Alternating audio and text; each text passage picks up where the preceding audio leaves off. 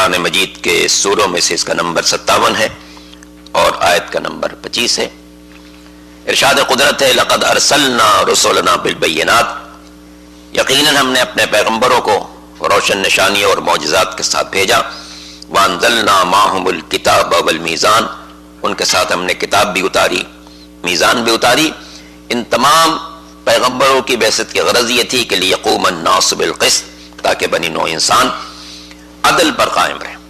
وانزلنا الحدید، اور ہم نے ایک خاص لوہا اتارا، فیہ بأس شدید، جس میں بڑی طاقت، ومنافع للناس، اور بنی نوع انسان کے لیے منفعت، وَلِيَعْلَمَ اللَّهُ مَن يَنصُرُهُ وَرَسُولُهُ بِالْغَيْبِ، اور اس کے نازل کرنے کی غرض یہ بھی تھی کہ اللہ دیکھنا چاہتا تھا کہ کون ہے جو اس کی بھی مدد کرتا ہے اور اس کے پیغمبروں کی بھی مدد مخفی طور پر کرتا ہے۔ ان اللہ قوی عزیز، یقیناً اللہ صاحب قوت بھی ہے، صاحب عزت بھی ہے۔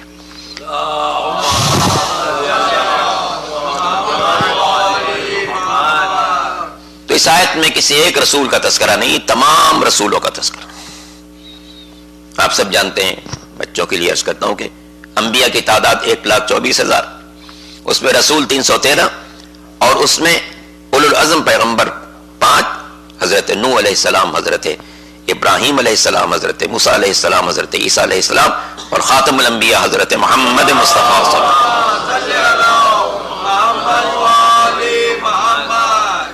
سب کو اللہ نے ان معجزات کے ساتھ بھیجا جن کو دیکھ کر یقین ہو سکے کہ یہ اللہ کی طرف سے بنی نوع انسان کے درمیان بھیجے گئے۔ معجزہ یعنی جس سے عام انسان عاجز رہے، ایسا کام کوئی الہی نمائندہ انجام دے جس سے بنی نوع انسان عاجز رہے، اس عاجزی کی بنا پر اس کو معجزہ کہا گیا۔ یہ مخصوص ہے انبیاء کے لیے اور ائمہ طاہرین کے لیے سلام اللہ علیہم اجمعین۔ اور یہ معجزات بھی اللہ نے مفت نہیں دیے، درود پہلے محمد و آل محمد،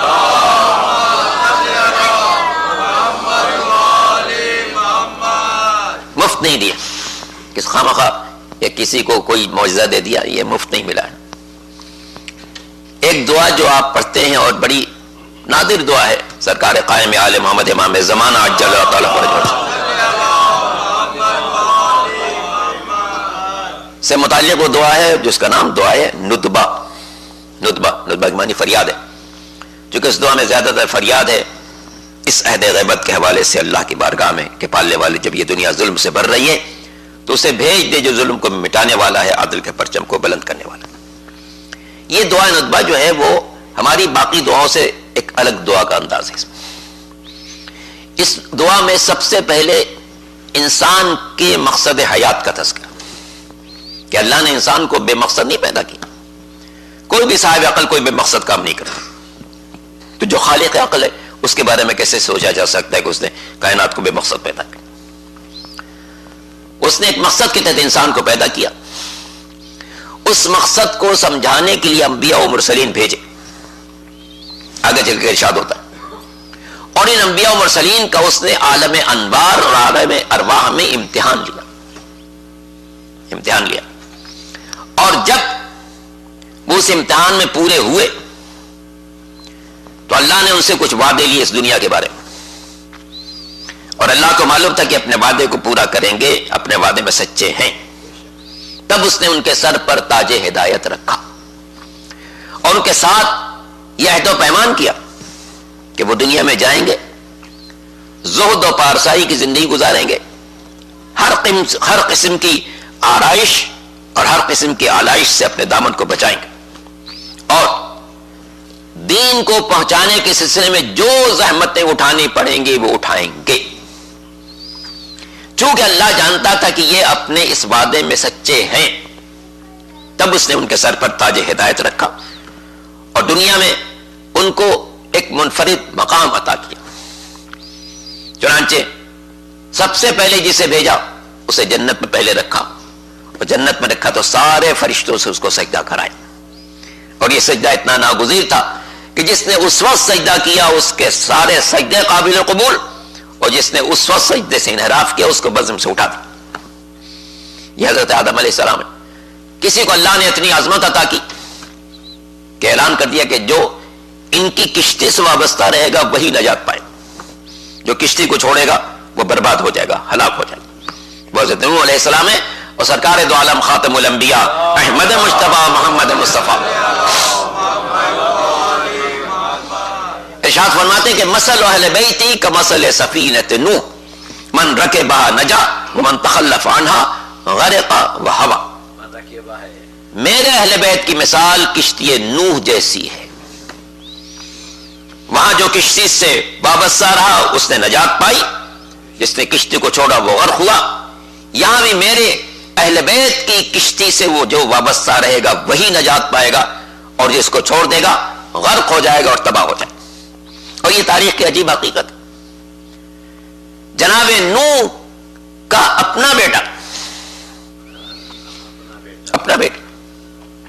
لیکن غلط روش پر چلنے کی بنا پر وہ کسی اور راستے پر, نوح کسی اور راستے پر, یہاں تک کہ طوفان آ گیا.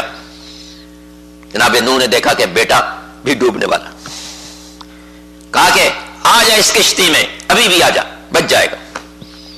اس نے کہا ساوی الی جبل یعصم, میں پہاڑ پر پناہ لے لوں گا, وہ مجھے بچا لے گا. پہاڑ پر پناہ لے لوں گا, بچا لے گا.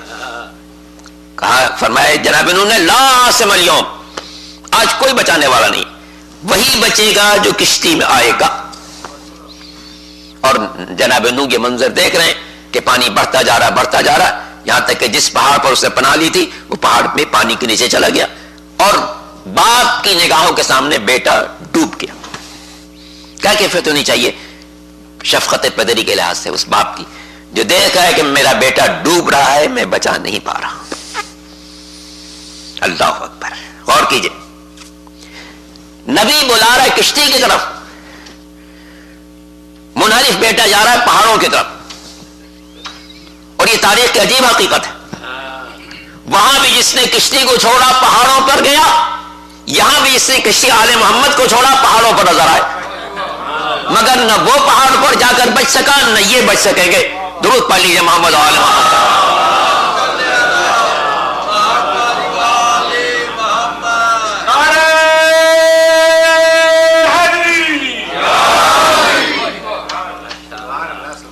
تو اللہ نے ان ہستیوں کو معجزات کے ساتھ بھیجا. انشاءاللہ یہ گفتگو کا سلسلہ جاری رہے گا.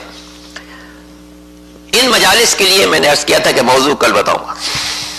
ان مجالس کے لیے جو موضوع صدر عالی قدر, صدر نہیں صدر عالی قدر نے معین فرمایا ہے, اور ان کی فرمائش ہے کہ مذہب شیعہ پر مخالفین کے اعتراضات اور قرآن اور برادران سنت کی کتابوں سے ان کے جوابات. درود پڑھ لیجیے محمد علیہ.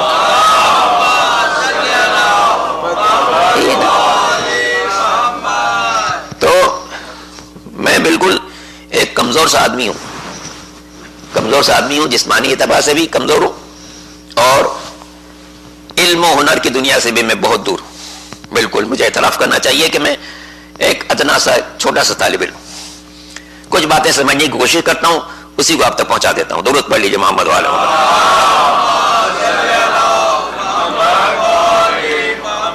اور آج کل ماشاءاللہ ہمارے واجب الاحترام مراد بھائی کیا نگار ارشاد پیش کر رہے ہیں, اور کیسی کیسی تحقیقات, وہ خصوصاً بڑی نانی کے بارے میں ان کی تحقیقات بالکل غیر معمولی ہیں. ایک بار اور درود پڑھ لیں محمد علیہ.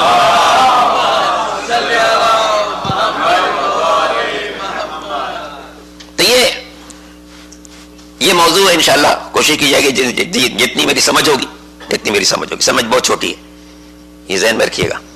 تو جتنی سمجھ ہوگی میں چند باتیں آپ تک پہنچاؤں گا. اور عجیب بات ہے, اس پر غور کیجیے گا کہ مذہب شیعہ میں کوئی ایسی بات نہیں ہے جس کی تائید قرآنی آیات نہ کرتی وہ ہمارے عقائد ہو, اصول دین ہو, فروع دین ہو, رسوم مذہبی ہو, ہماری عزاداری ہو, ہمارا ماتم ہو, کوئی ایسی چیز نہیں ہے جس کی تائید قرآنی آیات نہ کرتی ہوں, اور ان کے بارے میں برادر اہل سنت کے معتبر علمی ذخیروں میں تائیدی ارشادات موجود نہ ہوں. ظاہر ہے کہ یہ جو ایام ہے یہ سب صدقہ ہے سرکار سید الشہداء خامس اہل بیت جوانان جنت کے سردار حسین ابن علی علیہ الصلوۃ والسلام اور انہی کے خاندان کی باتوں کو آپ تک پہنچانے کی کوشش کی جاتی ہے. ظاہر ہے کہ اس موضوع پر علماء کی اور بزرگان کی اور فقہاء کی اور محققین کی غیر معمولی نگارشات. آپ دیکھیں ہمارے بعض علماء نے کیا نگارشات دی ہیں. علامہ ہلی کی کتاب ہے جس کا نام ہے الفین، 2000 بات. الفین، الف کہتے ہیں ہزار کو، الفین 2000. اس کتاب میں انہوں نے مولا کائنات امیر المومنین علی ابن ابی طالب علیہ الصلوۃ والسلام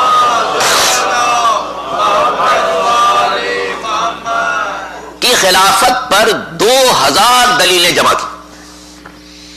اب آج کے لیے کتاب کتب خانوں میں دستیاب ہے، پتہ نہیں بازار میں دستیاب ہے نہیں، لیکن آپ دیکھیں غیر معمولی اقدام.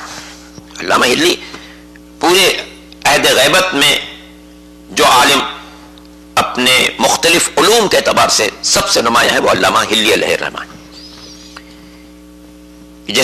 جن کے پاس تمام علوم تھے اور وہ شاید 9 سال کی عمر میں مجتہد ہو گئے تھے. 9 سال کی عمر مجتہد ہو گئے اور ان کے اجتہاد کا ایک بڑا لطیفہ بھی ہے، وہ بچوں کے لیے لطیفہ عرض کر رہا ہوں. مجتہد ہو چکے تھے 9 سال کی عمر میں. بچہ ہے تو شرارت تو کرے گا، تو کوئی شرارت کی تو ابا جی نے دوڑایا ان کو پکڑنے کے لیے، مارنے کے لیے. یہ بھاگ رہے آگے، باپ پیچھے چل رہا. اب یہ چھوٹے ہیں، انہوں نے محسوس کیا کہ اب تو میں پکڑا جاؤں گا. جیسی محسوس کی کہ پکڑا جاؤں گا، فوراً انہوں نے قرآن کی وہ آیت پڑھ دی جس میں سجدہ واجب ہوتا ہے. اب ظاہر ہے کہ پڑھنے والا نابالغ ہے، سننے والا بالغ ہے. تو چونکہ خود نابالغ تھے، احتیاط کیا انہوں نے یہاں پر کہ میں خود نابالغ ہوں، مجھ پر سجدہ واجب نہیں ہوگا، ابا پر سجدہ واجب ہو جائے.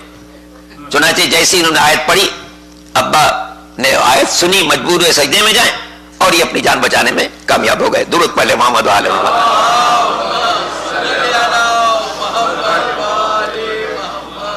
انہوں نے غیر معمولی خدمت انجام دی اور آپ دیکھیں کہ ان کو اللہ نے جگہ کتنی اچھی دی ہے. نجف اشرف میں انشاءاللہ ہم سب کو خدا عالم نجف کی زیارت نصیب فرمائے. جب روضے کے اندر داخل ہوں گے تو ذریعہ مقدس پر پہنچنے سے پہلے دائنے ہاتھ کو ایک قبر ہے اور بائیں ہاتھ کو ایک قبر ہے. ایک قبر علامہ ہلی کی ہے اور ایک قبر جناب مقدس اردبیلی کی. یہ دونوں شخصیتیں. تو یہ اس موضوع پر غرض یہ عرض کرنی تھی کہ اس موضوع پر غیر معمولی کام کیا ہے ہمارے بزرگان نے، علماء نے، محققین نے ہر دور. انہی میں سے چند باتیں جو یہاں پر موجود ہوں گی وہ انشاءاللہ آپ کی خدمت میں پیش کروں گا. درود پڑھ لیجیے محمد و آل محمد.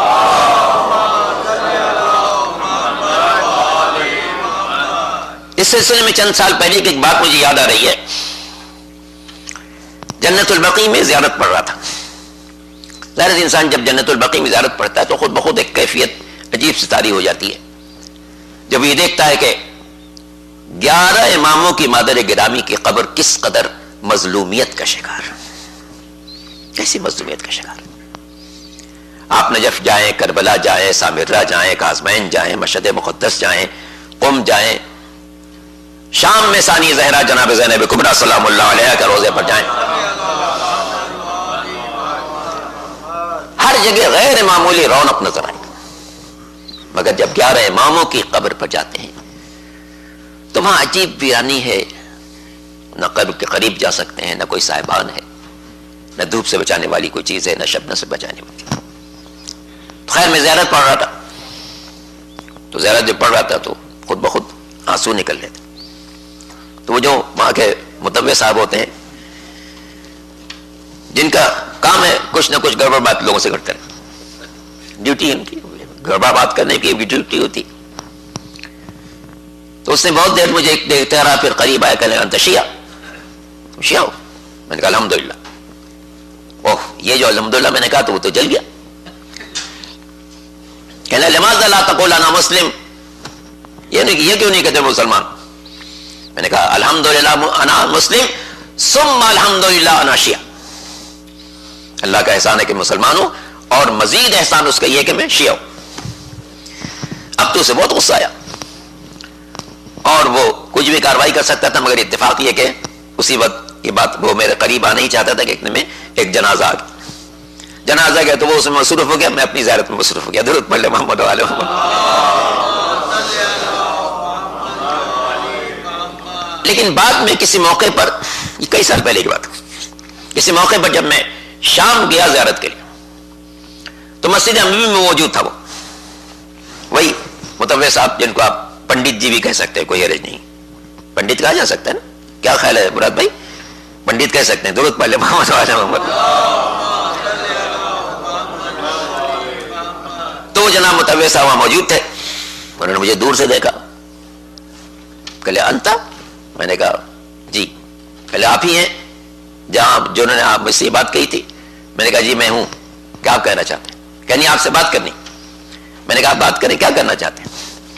کہنے کہ میں نے کہا تھا کہ لماذا لا تقول انا مسلم، آپ یہ کیوں نہیں کہتے الحمدللہ میں مسلمان ہوں؟ میں نے کہا کہ الحمدللہ میں مسلمان ہوں. میں نے کہا جناب وہاں تو آپ دوسرے باتوں مصروف ہو گئے تھے، جنازے میں لگ گئے تھے، اب میں آپ سے کہتا ہوں کہ الحمدللہ انا مسلم وافتخر علی انا شیعہ. میں اللہ کا احسان ہے مجھ پر کہ میں مسلمان ہوں، مگر میں فخر کرتا ہوں اس بات پر کہ میں شیعہ ہوں. درود پڑھ لے محمد و آل محمد.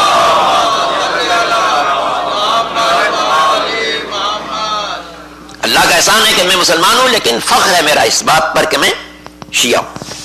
اب تو جناب وہ جب پیچ چوتاب کھائی اس نے، لیکن ظاہر ہے نہ وہ اپنے ملک میں ہے نہ میں اپنے ملک میں ہوں، ایک آزاد فضا میں دونوں ہیں.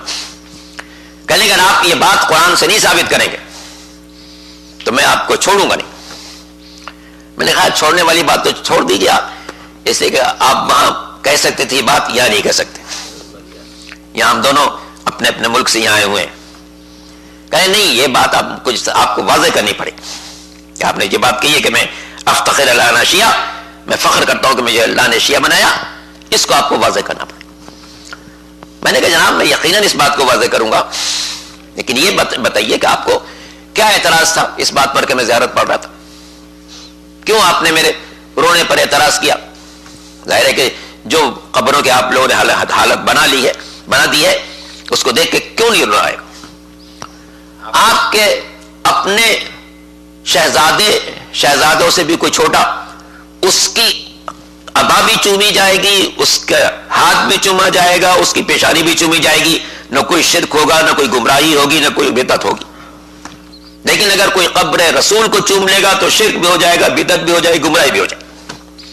آپ کی اس شہزادی کی ابا اور قبا زیادہ محترم ہے یا سرکار دو عالم خاتم الانبیاء احمد مجتبی محمد مصطفیٰ صلی اللہ علیہ وسلم کو زیادہ محترم ہے؟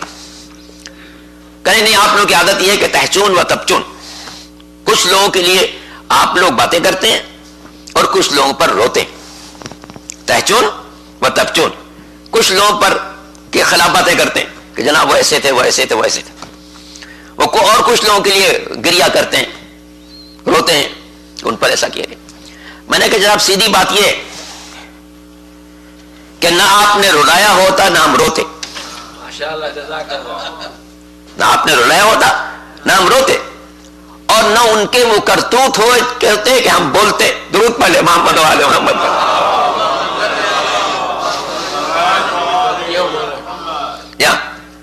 تو نہ آپ نے رلایا ہوتا نہ ہم روتے، نہ ان کے وہ کرتوت ہوتے نہ ہم کچھ بولتے. کہلے جناب ہم نے کیسے رلایا؟ حقیقت بات وہی ہے کہ اگر سرکار دو عالم کے ارشادات کو نظر انداز نہ کیا گیا ہوتا تو آل محمد پر وہ مظالم نہ ڈھائے گئے ہوتے. کسی نے جو بات کہی کہ حسین کشتہ شد اندر ثقیفہ، یہ بات 100% غلط نہیں ہے. بنیاد وہاں رکھی گئی. قرآن نے انبیاء کی بعثت کی غرض نظام عدل کو قرار دیا، اور یہ کیسا عدل ہے کہ جس دروازے پر سرکار دو عالم ہر نماز سے پہلے آ کر سلام بھی کرتے ہیں، آیت تطہیر کی تلاوت کرتے ہیں، اسی دروازے پر دنیا والے آگ لکڑی لے کر آ جائیں اور مطالبہ کریں کہ جو اس گھر میں رہتے ہیں ان سب کو نکال دیا جائے ورنہ گھر کو آگ لگا دیں گے۔ میں نے کہا جناب آپ جانتے ہیں ہم کن لوگوں پر روتے ہیں؟ ہم کن لوگوں پر روتے ہیں؟ میں نے کہا ہم ان پر روتے ہیں جو وجہ تخلیق کائنات ہیں، ہم ان پر روتے ہیں جو جناب آدم کی دعا کی قبولیت کا ذریعہ بنے۔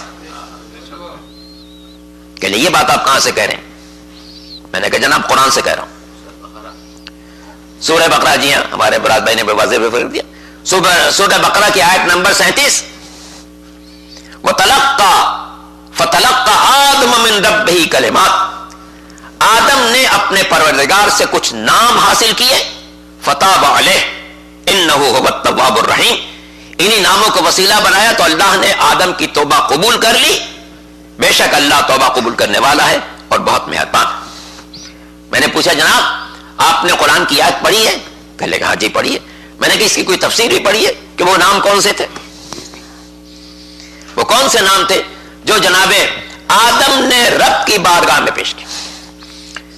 کہنے کہ میں یہ تو نہیں جانتا ہوں۔ میں نے کہا جناب آپ اپنی کتابیں پڑھ لیا کریں، ضرورت پڑھ لے محمد والا۔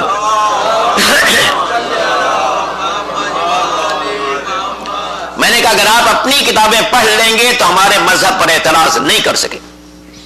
میں نے کہا جناب تفسیر در منصور بہت مشہور تفسیر ہے، برادران سنت میں علامہ جلال الدین سیوطی کی اتنی تفسیریں ہیں، ان کی تفسیر، ایک تفسیر کا نام اتقان ہے، دوسرے کا نام جلالین ہے، اور تیسری جو سب سے مفصل ہے اس کا نام ہے در منصور، بکھرے ہوئے موتی۔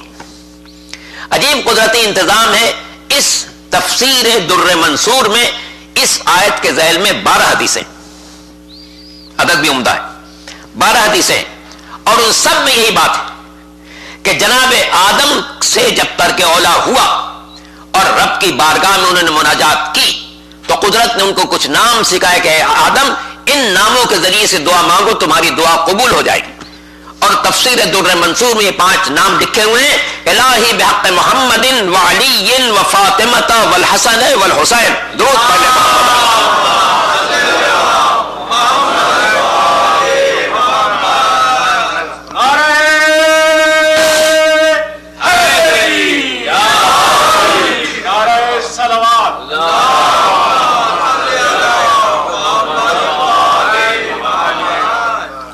تجھے محمد مصطفیٰ کا واسطہ، علی مرتضیٰ کا واسطہ، خاتون جنت کا واسطہ، حسن مجتبیٰ کا واسطہ، حسین غریب کا واسطہ۔ فتاب علیہ، آدم نے توبہ پیش کی، توبہ قبول ہو گئی۔ انہ هو التواب الرحیم۔ تفسیر الائمہ میں ایک جملہ ہے اس آیت کے ذیل میں، تفسیر الائمہ میں جملہ ہے کہ جناب آدم نے 5 نام پیش کیے، ان 5 ناموں سے ان کی دعا قبول ہو گئی، مگر ان کے دل میں ایک سوال بھی پیدا ہو۔ قدرت سے کہا پالنے والے یہ 5 نام جو تو نے مجھے تعلیم کیے، ان کے ذریعے میں نے دعا کی تو میری دعا قبول ہو گئی، مگر میرے دل میں ایک خلش پیدا ہو، ایک سوال پیدا ہو۔ پوچھا آدم کو کیا خلش پیدا ہو، کیا سوال پیدا ہو؟ کہا پالنے والے ان 5 ناموں کو جو میں اپنی زبان پر جاری کرتا ہوں تو ان کا الگ الگ اثر محسوس کرتا ہوں۔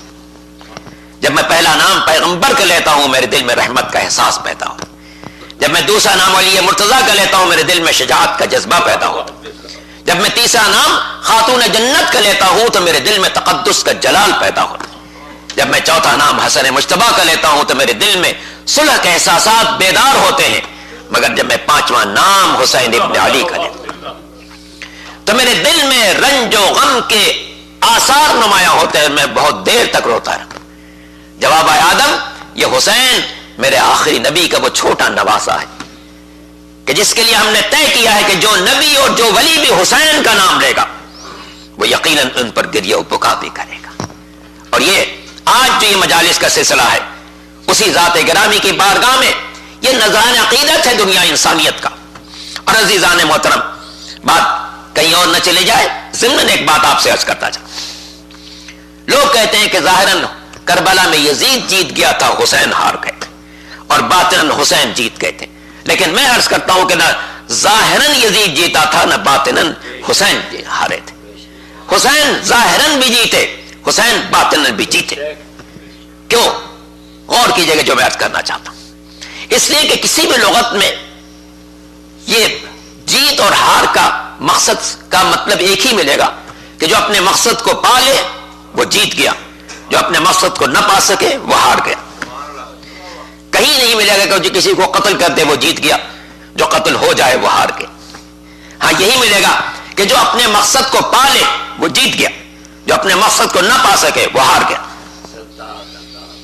کربلا میں امام مظلوم جو چلے ہیں تو دو باتیں پیش نظر تھیں. یزید چاہتا تھا میں بیعت لے لوں، یزید کے پیش نظر مقصد تھا کہ میں بیعت لے لوں. حسین کے پیش نظر یہ تھا کہ بیعت نہیں کرنی. کیا یہ سچی حقیقت نہیں ہے کہ یزید اپنے تمام ساز و سامان کے باوجود، ہر قسم کے ظلم و جارحیت کے باوجود اپنے اس مقصد کو نہیں پا سکا، اور حسین کے پیش نظر شریعت کا تحفظ تھا، انکار بیعت تھا تاکہ دین مصطفیٰ محفوظ رہے.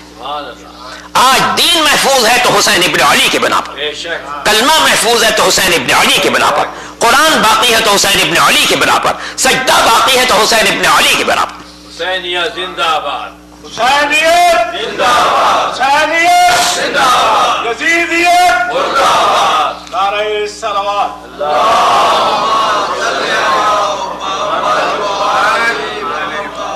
اس میں نفسیات انسانی کے ایک بات پیش نظر رکھیے گا. اگر کسی معرکے میں، کسی مقابلے میں دو افراد شریک ہوں، چھوٹی سی بات ہے، ایک مضمون نویسی کا مقابلہ ہے، کوئی امتحان ہے جس میں دو جوان شریک ہوئے، ایک نے بہترین نمبروں سے ہر سوال کا عمدہ جواب دیا اور نمایاں کامیابی حاصل کی، اور ایک اپنی نالائقی کی بنا پر ناکام ہو گیا. تو جو کامیاب ہو گیا ہوگا وہ چاہے گا کہ میری کامیابی کی ماں باپ کو بھی خبر ہو، میرے دوستوں کو بھی خبر ہو، میرے چاہنے والوں کو بھی خبر ہو، میرے اساتذہ کو خبر ہو، میرے پڑوسیوں کو خبر ہو.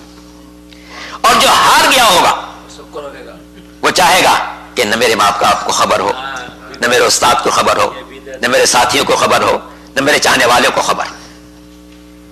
کامیاب ہونے والا یہ چاہتا ہے کہ میری کامیابی کی تشہیر ہو، ناکام ہونے والا چاہتا ہے کہ اس معرکے کو چھپایا جائے. اگر کربلا میں خاندان رسالت ہار گیا ہوتا اور یزیدی جیت گئے ہوتے تو ہونا یہ چاہیے تھا کہ یزید کے لوگ کربلا کی داستان کو زیادہ زیادہ پھیلاتے اور خاندان رسالت کے لوگ اسے چھپاتے. لیکن بات برعکس نظر آتی ہے، یزید کے لوگوں نے ہمیشہ اسے چھپانا چاہا، خاندان رسالت نے اسے پھیلانا چاہا. اور آپ سب جانتے ہیں کہ امام پنجم حضرت محمد باقر علیہ الصلوۃ والسلام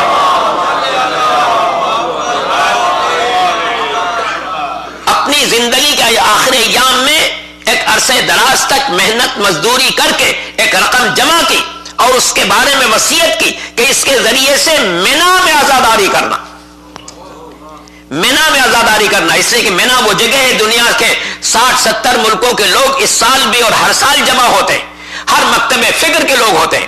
امام یہ چاہتے تھے کہ جہاں ہر مکتب فکر کے لوگ جمع ہو وہاں پر عزاداری منعقد کی جائے تاکہ دنیا کے سامنے اعلان ہو سکے کہ حسین کل بھی کامیاب تھے، حسین آج بھی کامیاب ہیں، حسین قیامت تک کامیاب رہیں گے. یزید کل بھی ناکام تھا، یزید آج بھی ناکام ہے، یزید قیامت تک ناکام رہے گا.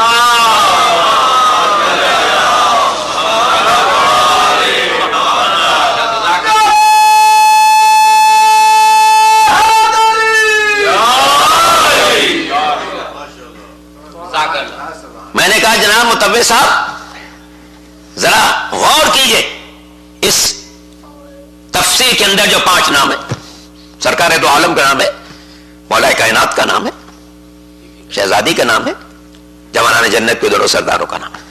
آپ ان کو پہچانتے ہیں؟ آپ ان کو پہچانتے ہیں؟ اور پھر غور کیجئے گا آپ نے ان کے ساتھ کیا کیا ہے. کیا کیا ہے؟ پیغمبر اسلام کے ساتھ کیا کیا ہے؟ جی ہاں بتا دیا ہمارے مراد بھائی نے. میں نے کہا جناب کوئی بھی انسان سوچ سکتا ہے کسی کا عزیز دنیا سے جا رہا ہو, آخر وقت میں کہے بھئی لوگوں میں کچھ باتیں تمہیں بتانا چاہتا ہوں, اور جو باتیں بتانا چاہتا ہوں تمہارے فائدے کی باتیں, اور دیکھو میں ایسی بات تمہیں بتانا چاہتا ہوں جس کے بعد تم کبھی راستے سے ہٹ نہیں سکتے. اس موقع پر جب کسی کا باپ دنیا سے جا رہا ہو تو انسان کوشش کرتا ہے کہ میں اپنے باپ کی آخری باتیں سن لوں کہ اس کے دل میں کیا, مگر یہاں کیا صورتحال. سرکار دو عالم کہتے ہیں لاؤ میں ایک ایسی چیز لکھ دوں کہ میرے بعد کبھی گمراہ نہیں ہوگے, ہدایت کا راستہ ہمیشہ کھلا رہے گا تمہارے. اور آپ کے پاس چیمپئن اس وقت بھی کہتے کہ ان الرجل لیہجر, نعوذ باللہ, ان کی زبان سے ہذیان ظاہر ہو رہا ہے. یہ ہذیان کا لفظ بالکل ایسے جیسے کیسے کسی کو کہہ دیجیے بکواس کر رہے ہیں. اللہ اکبر. جو آخر وقت ہے حضور اکرم کا, اور تاریخ سے پوچھ لیجیے کہ وہ کون تھا جس سے یہ لفظ کہا. کیا اس کے بارے میں سوچا جا سکتا ہے کہ اس نے سرکار دو عالم کو اللہ کا نبی مانا, جس نبی کے بارے میں قدرت کا ارشاد کہ وما ینطق عن الہوی ان هو الا وحی یوحی, میرا نبی اپنی مرضی سے کوئی بات نہیں کرتا, اپنی خواہش نفس سے کوئی گفتگو نہیں کرتا, وہ تو وحی الہی کی ترجمانی کرتا ہے. جس نبی کی شان یہ ہے کہ اس کی زبان سے نکلنے والے الفاظ اللہ کے الفاظ ہیں, اس کے ہاتھوں سے انجام پانے والا عمل اللہ کا عمل. وہ بات کرے تو زبان اس کی ہوگی, فرمان پروردگار کا ہوگا. وہ کوئی عمل انجام دے تو ہاتھ اس کے ہوں گے مگر عمل اللہ کا ہوگا. سورہ انفال میں ارشاد ہوا کہ وما رمیتا اذ رمیتا ولکن اللہ رما, میرا حبیب وہ کنکر جو آپ نے پھینکا تھا در حقیقت آپ نے نہیں پھینکا تھا, اللہ نے پھینکا. اور سورہ مبارکہ نجم میں ارشاد ہوا ما ینطق عن الہوی ان هو الا وحی یوحی, میرا نبی جو بات بھی کرتا ہے اپنی خواہش نفس نہیں کرتا, وہ تو صرف وحی الہی کا اشارہ کرتا ہے. تو گویا زبان پیغمبر کی ہے, فرمان پروردگار کا ہے. زندگی میں جو بات بھی کرے گا, چاہے جناب فاطمہ کے لیے کہے کہ فاطمہ تو بضعۃ منی, فاطمہ میرے جگر کا ٹکڑا ہے, من اذاها فقد اذانی, جس نے فاطمہ کو اذیت پہنچائی اس نے مجھے اذیت پہنچائی. اگر فرمائے کہ حسین منی وانا من الحسین, حسین مجھ سے اور میں حسین سے ہوں, تو یہ خواہش نفس نہیں ہے, یہ وحی الہی کا اشارہ ہے.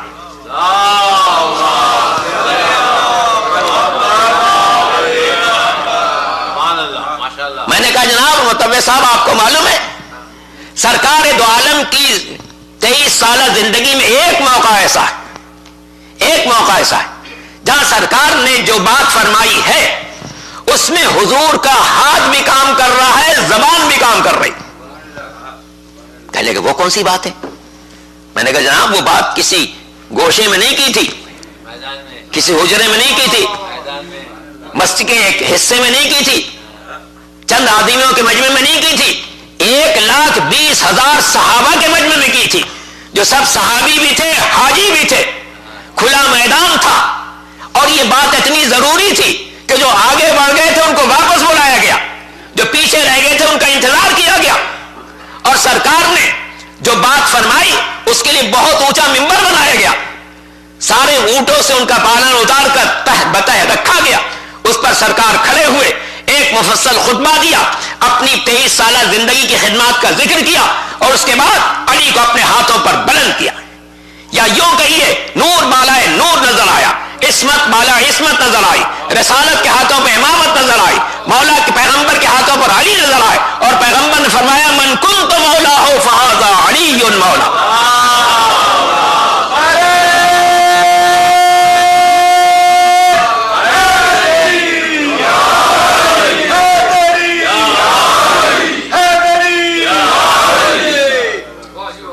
یہ حیات پیغمبر میں وہ فرمان مقدس ہے جس میں زبان بھی کام کر رہی ہے, ہاتھ بھی کام کر رہا ہے. زبان کام کر رہی ہے اس لیے کہ زبان سے کچھ نکلتا ہی نہیں مگر وہی جو وہی کا اشارہ ہوتا ہے, اور ہاتھ سے جو عمل انجام پائے اسے اللہ انجام دیتا ہے. تو اس موقع پر جب پیغمبر نے مولا کو بلند کیا تو گویا ہاتھ پیغمبر کے تھے, بلندی اللہ عطا کر رہا تھا. ہاتھ پیغمبر کے تھے، بلندی اللہ عطا کر رہا تھا، اسی لیے تو شاعر نے کہا کہ فراز دار سے میسم بیان دیتے ہیں، رہے گا ذکر علی ہم زبان دیتے۔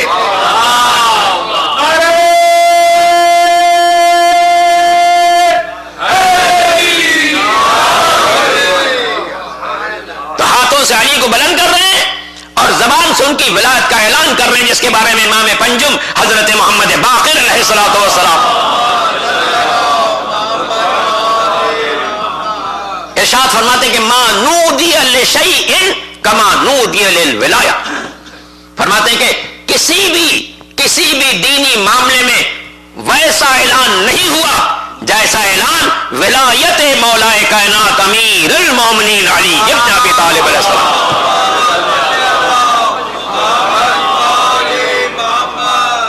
ما نودی لشیء، کسی شے کے لیے ویسا اعلان نہیں ہوا کما نودی للولایہ، جیسا کہ مولا کی ولایت کا اعلان۔ تو میں نے کہا جناب ذرا اس فہرست پر آپ غور کریں، یہ کون سی فہرست ہے؟ ہمارے پاکستان کے ایک مناظر تھے جناب اسماعیل دیوبندی صاحب، بڑے اچھے اچھے مناظر ان کو ہوتے تھے، اور بعض اوقات وہ چٹکلوں میں پورا مناظرہ جیت لیتے تھے، جی ہاں چٹکلوں میں جیت لیتے تھے۔ ایک مناظرے میں ابھی مجمع جمع ہو رہا تھا، دونوں طرف کے مناظر بیٹھے ہوئے تھے، ایک طرف اسماعیل صاحب بیٹھے ہیں، میز رکھی ہوئی ہے، دوسری طرف ان کے دوسرے مسلک کے علماء بیٹھے ہیں۔ وہ جو دوسرے مسلک کے علماء بیٹھے تھے انہوں نے سوچا کہ اسماعیل صاحب کو غصہ دلا دیں تو یہ اپنی دلیلیں بھول جائیں گے، ان کو غصہ دلا دیں تو اپنی دلیلیں بھول جائیں گے، پھر ہم مناظرہ جیت جائیں گے۔ تو ٹیبل پر لوگ بیٹھے تھے، ادھر وہ بیٹھے ہیں، ادھر اسماعیل صاحب بیٹھے ہیں۔ ادھر کے عالم نے کہا کہ اسماعیل صاحب یہ بتائیے شیعہ اور سور میں کتنا فرق ہے؟ غصہ دلانے والی بات تھی نا، پیش نظر بات غصہ دلا دیں گے تو یہ اپنی دلیلیں بھول جائیں گے، ہم جیت جائیں گے۔ اسماعیل صاحب یہ بتائیے شیعہ اور سور میں کتنا فرق ہے؟ کہنے لگے آپ مجھے شیعہ سمجھ کے پوچھ رہے ہیں نا؟ کہنے ہاں اسی لیے پوچھ رہے ہیں۔ تو انہوں نے اس میز کو ناپنا شروع کیا، کہنے 5 بالش کا فرق ہے، درود پڑھ لے وہاں بنا رہے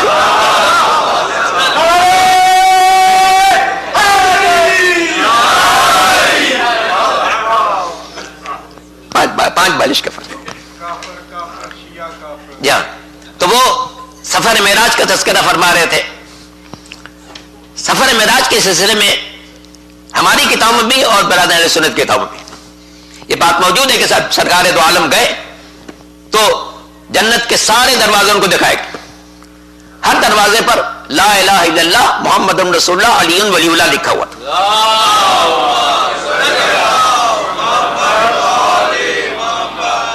تو اسماعیل صاحب مرحوم فرمایا کرتے تھے کہ اگر اتفاقاً یہ لوگ کہیں جنت کے دروازے پر کسی طریقے سے پہنچ بھی گئے تو اگر پہنچ بھی گئے تو جب یہ نام دیکھیں گے تو کہیں یہ جنت نہیں ہے، تو شیعوں کا امام باڑہ نظر آ رہا، اور وہیں سے الٹے پیروں واپس چلے جائیں گے۔ درود پڑھ لے محمد والے۔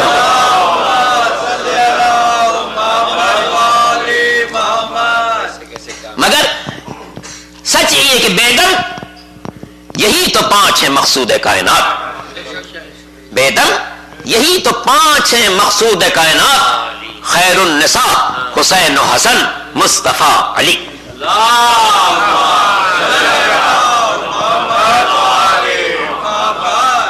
تو میں نے کہا جناب متوع صاحب اس خاندان کی عظمت کو، اس حقیقت کو پیش نظر رکھیں کہ جب تک جناب آدم نے ان 5 ناموں کا سہارا نہیں لیا اس وقت تک ان کی دعا قبول نہیں ہوئی۔ قبولیت دعا کے لیے 5 نام آدم کو سکھائے گئے، اور میں نے کہا جناب متوع صاحب یہ بات بھی پیش نظر رکھیے گا کہ آدم پہلے ہادی برحق ہیں، آدم پہلے نبی خدا ہیں، آدم پہلے خلیفۃ اللہ ہیں، آدم پہلے انسان۔ انہیں یہ 5 نام سکھائے جا رہے ہیں تاکہ دنیا کو تعلیم دی جائے کہ جو ہدایت کے راستے سے وابستہ رہنا چاہتا ہے وہ ان 5 ناموں کو پیش نظر رکھے گا، جو انبیاء کے رشتے سے اپنی وابستگی قائم کرنا چاہتا ہے وہ ان 5 ناموں کو پیش نظر رکھے گا، جو خلافت الہیہ کو تسلیم کرتا ہے وہ ان 5 ناموں کا اپنا سہارا بنائے گا.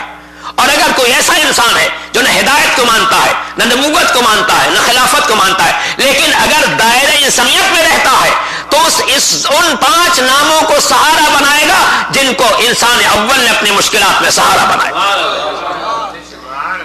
ہم انہی کو اپنی مشکلات میں سہارا بناتے ہیں کہ جنہیں آدم کے دنیا میں بھیجنے سے پہلے مالک نے ان 5 ناموں کو ان کے سپرد کر دیا کہ دیکھو جب بھی مشکلات میں گرفتار ہونا انہی 5 ناموں کو سہارا بنانا تمہاری مشکل حل ہو جائے.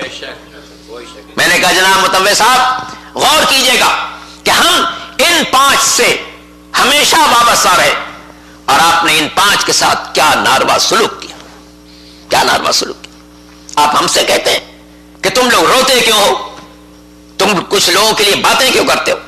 ہم نے کہا ہم اس پر کیوں نہ روئے جس کے گھر کو اجاڑا کیا ہے. میں نے کہا جناب کیا آپ یہ بات فراموش کر سکتے ہیں کہ سرکار دو عالم نے آیت تطہیر کے نازل ہونے کے بعد معمول بنا لیا تھا کہ ہر نماز سے پہلے سیدہ کے دروازے پر جاتے تھے، سلام بھی کرتے تھے، آیت تطہیر کی تلاوت بھی کرتے تھے. کون سیدہ؟ وہ سیدہ جن کے لیے بخاری میں جملہ موجود ہے کہ سرکار نے ارشاد فرمایا من اذاها فقد اذانی، جس نے میری بیٹی کو اذیت پہنچائی اس نے مجھے اذیت پہنچائی. اور قرآن کا اعلان ہے کہ جو پیغمبر کو اذیت پہنچائے گا وہ اس پر لعنت ہے اللہ کی، رسول کی اور ملائکہ مقربین. میں نے کہا جناب کیا یہ بات آپ کی سیاہ ستہ میں موجود نہیں ہے کہ شہزادی نے 2 خاص لوگوں کو مخاطب کر کے کہا تھا کہ لوگوں تم نے کیا میرے بابا سے بات نہیں سنی کہ میرے بابا نے فرمایا تھا کہ فاطمہ تو بضعۃ منی من اذاها فقد اذانی، فاطمہ میرے جگر کا ٹکڑا ہے، میرے وجود کا حصہ ہے، جو اسے اذیت پہنچائے گا مجھے اذیت پہنچائے گا. انہوں نے کہا ہم نے بات سنی ہے. اس کے بعد شہزادی نے ان دونوں کو مخاطب کر کے کہا تھا کہ میں خدا اور رسول کو گواہ کر کے کہتی ہوں کہ تم نے مجھے اذیت پہنچائی ہے اور جب میں بابا کی خدمت میں پہنچوں گی تو میں تم دونوں کی شکایت کروں. میں نے کہا جناب بخاری شریف میں یہ بات جا کر پڑھ لیجئے گا. اس بیوی کے لیے پیغمبر اسلام کی بیٹی جس کے دروازے کو اللہ نے اتنا مقدس قرار دیا کہ اللہ کا رسول ہر نماز سے پہلے آتا ہے، سیدہ کے دروازے پر آ کر سلام بھی کرتا ہے، تطہیر کی تلاوت بھی کرتا ہے. اسی دروازے پر دنیا والے آگ لکڑی لے کر آ گئے اور شہزادی سے مطالبہ کیا کہ جو لوگ بھی اس گھر میں رہتے ہیں ان کو باہر نکال دیجیے ورنہ ہم گھر کو آگ لگا دیں گے. اللہ اکبر. اور شہزادی فرماتی اس گھر میں تو میرے بچے حسن حسین رہتے ہیں، اس گھر میں تو میرے بچے حسن حسین رہتے ہیں. آنے والوں کا جواب یہ تھا کہ چاہے کوئی بھی رہتا ہو ہم اس گھر کو آگ لگا دیں گے. کیا دنیا والے حسن حسین کو نہیں پہچانتے تھے؟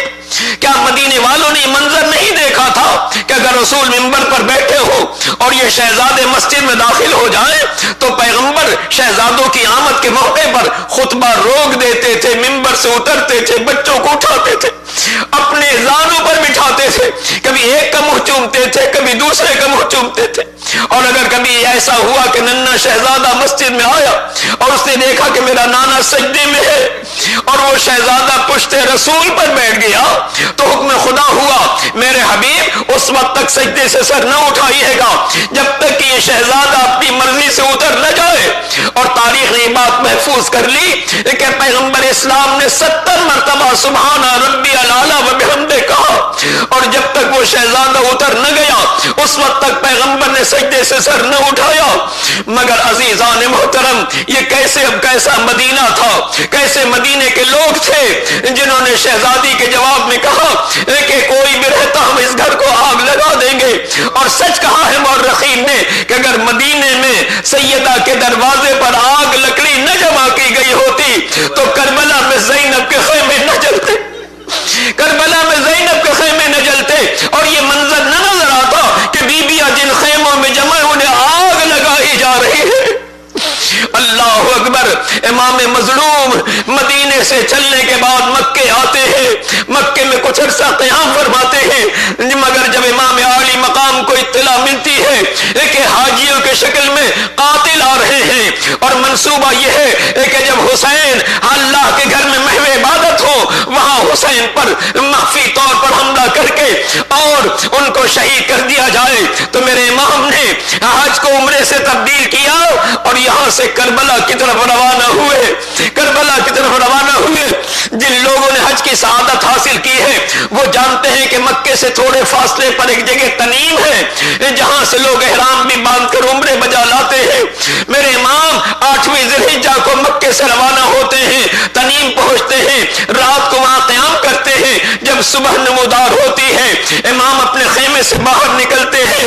راوی کہتا ہے میں نے امام کو دیکھا کہ ایک مرتبہ امام نے کوفے کی طرف رخ کیا, ہاتھ اٹھایا اور کہا وعلیک السلام, تم پر بھی میرا سلام ہو. میں نے پوچھا مولا یہ کس نے آپ کو سلام کیا تھا کہ جو آپ نے اس وقت جواب سلام دیا ہے؟ امام نے فرمایا یہ کوفے سے مسلم کا سلام آ رہا تھا جو دارالامارہ سے مجھے سلام کر رہے تھے. میں نے وعلیکم السلام کہا ہے اس لیے کہ مسلم کا آخری سلام ہے. مسلم دارالامارہ پر لے جائے جا چکے ہیں, سر قلم ہونے والا ہے. راوی بیان کرتا ہے یہ پہلا موقع تھا, یہ پہلا موقع تھا جب امام نے کوفے کی طرف رخ کر کے سلام کیا تھا. اور جب منزلیں طے کرتے کرتے امام اس جگہ پہنچتے ہیں جہاں سے دو راستے الگ ہو جاتے ہیں, ایک راستہ کوفے کو جاتا ہے, ایک راستہ کربلا کی طرف جاتا ہے. امام عالی مقام نے دیکھا کوفے کے راستے سے کچھ لوگ آ رہے ہیں. امام نے ان لوگوں کو بلوایا. جب لوگ امام کے پاس آئے امام نے ان سے کوفے کے حالات دریافت کیے. ان لوگوں نے کہا مولا ہماری زبان میں طاقت نہیں ہے کہ ان حالات کو بیان کر سکے جو ہم نے کوفے میں دیکھا ہے. اور اس کے بعد ان لوگوں نے تردد کیا کہ سب کے سامنے کیسے بیان کرے. انہوں نے امام سے پوچھا مولا ہم آپ سے تنہائی میں بیان کریں یا لوگوں کے سامنے بیان کریں؟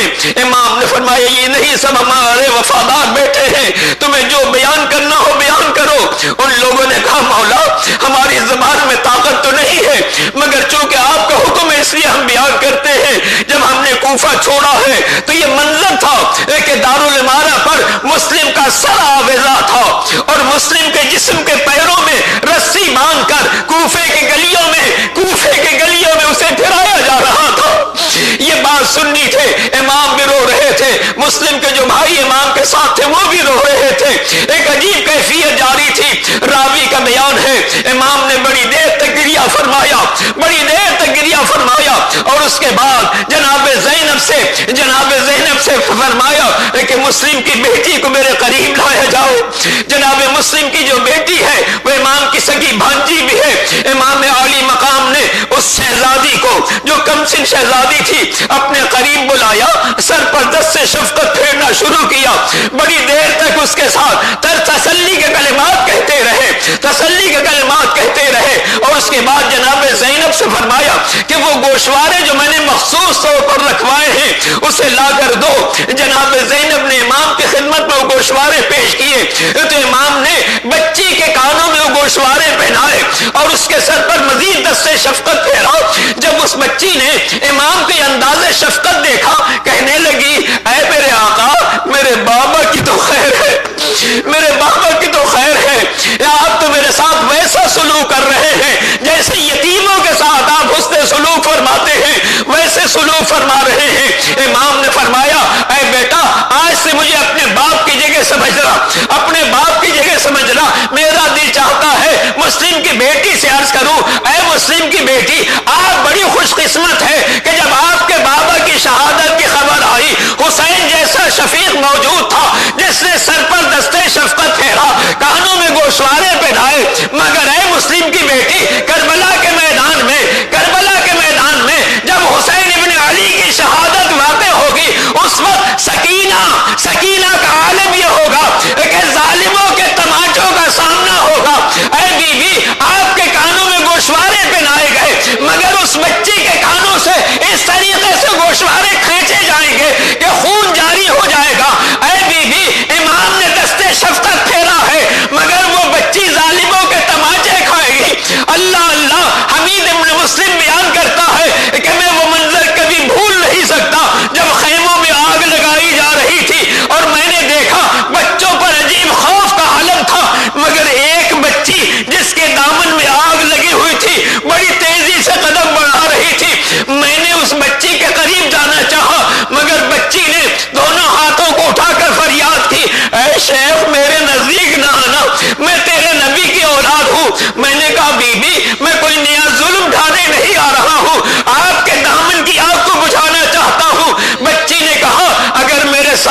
احسان کرنا چاہتا ہے ذرا مجھے نجف کا راستہ بتا دے، نجف کا راستہ بتا دے۔ میں نے پوچھا بی بی اس بیابان میں نجف جا کر کیا کرو گی؟ کہنے لگی تجھے معلوم نہیں ہے نجف میں میرا دادا علی مرتضی رہتا ہے، قبر سے لپٹ جاؤں گی، فریاد کروں گی واہ جدو، اے میرے دادا، بابا کسر نو کے نیزہ پر برے۔ مسلم کی بیٹی آپ کو تسلی دینے والا امام موجود تھا، مگر سکینہ کربلا میں کوئی تسلی دینے والا نہ۔ وَسَيَعْلَمُ الَّذِينَ ظَلَمُوا أَيَّ مُنْقَلَبٍ يَنْقَلِبُونَ۔ خدا بندہ ہمارے اس مجلس اعزاء کو اپنی بارگاہ میں قبول فرما، ہم سب کے گناہان صغیرہ و کبیرہ کو معاف فرما، بانیان مجلس کی توفیقات میں اضافہ فرما، ان کے مرحومین کے درجات بلند فرما، حاضرین کو ان کی جملہ حاجات میں کامیابی عطا فرما۔ ہمارے واجب احترام نقوی صاحب کی اہلیہ بیمار ہیں، اللہ تعالیٰ ان کو شفاء کامل عطا فرمائے۔ اے میرے مالک تجھے واسطہ ہے محمد و آل محمد کا، عزاداری مظلوم کربلا کو مزید رونق اور کامیابی عطا فرما، حسینیت کے پرچم کو ساری دنیا میں بلند فرما، عزاداروں کی توفیقات میں اضافہ فرما، ماتم کی صداؤں کو بلند فرما۔ ہمارے واجب احترام جناب سبت ابتدا صاحب نے بہت عمدہ سلام پیش کیا، وحید بھائی نے مرثیہ پیش کیا، اور دیگر حضرات جو ان کے ساتھ شریک رہے، میرے مالک ان سب کی عبادتوں کو قبول فرما، اس کا بہترین اجر و ثواب عطا فرما۔ اس خزانے کی خانے کی جو حضرات خدمات انجام دے رہے ہیں، ہمارے نہایت واجب احترام ڈاکٹر ایسا صادق صاحب یا جناب ولایت صاحب، ہمارے محترم واجب احترام مراد بھائی اور دیگر حضرات اس ادارے کے جتنے بھی وابستگان ہیں، ڈاکٹر صاحب، ڈاکٹر بیگ صاحب اور تمام ادارے کے وابستگان، میرے مالک سب کی توفیقات میں اضافہ فرما، ان تمام عبادتوں کا انہیں بہترین اجر و ثواب عطا فرما، مقامات مقدسہ کی حفاظت فرما، ہم سب کو دنیا میں رہتے ہوئے سرکار سید الشہداء کی زیارت نصیب فرما، روز قیامت ان کی شفاعت نصیب فرما۔ ربنا تقبل منا انک انت السمیع العلیم برحمتک یا ارحم الراحمین۔ ماتم حسین۔